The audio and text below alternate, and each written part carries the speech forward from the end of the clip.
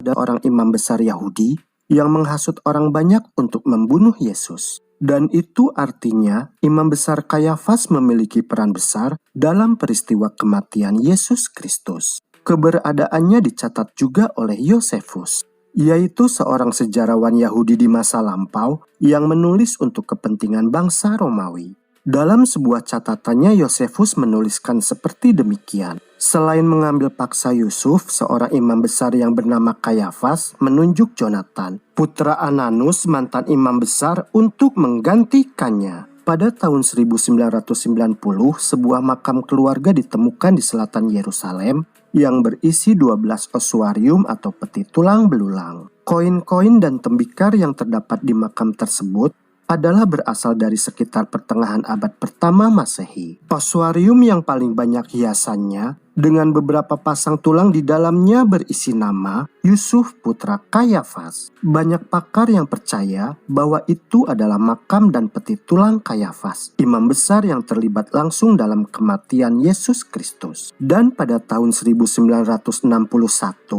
ditemukan di atas batu dalam teater di Kaisarea Maritima, yaitu sebuah prasasti yang bertuliskan nama Pontius Pilatus, seorang gubernur Yudea di bawah Kaisar Tiberius. Pontius Pilatus adalah gubernur yang sedang berkuasa ketika Yesus mati disalibkan. Dan gubernur Pontius Pilatus juga memiliki keterkaitan dalam peristiwa kematian Yesus Kristus. Maka dengan demikian dalam kedua penemuan arkeologi tersebut, beberapa tokoh utama dalam peristiwa seputar kematian Yesus Kristus telah dikuatkan oleh sejarah dunia non-Alkitab.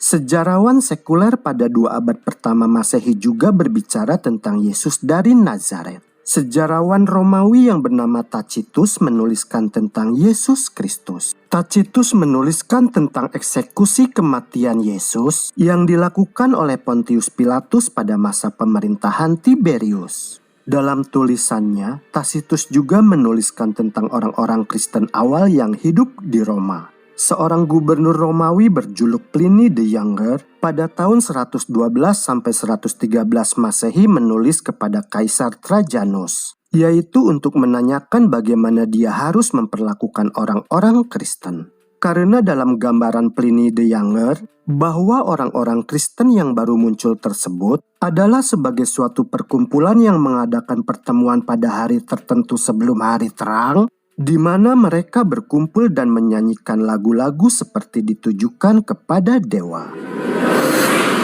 Semua penemuan arkeologis dan bukti sumber-sumber sejarah non-Alkitab tersebut dapat memberikan kerangka tambahan bagi keberadaan Yesus. Meskipun memiliki bukti-bukti penemuan arkeologis itu baik karena dapat mendukung iman percaya kita, namun sebaiknya kita harus belajar untuk tidak bergantung pada bukti-bukti penemuan tersebut.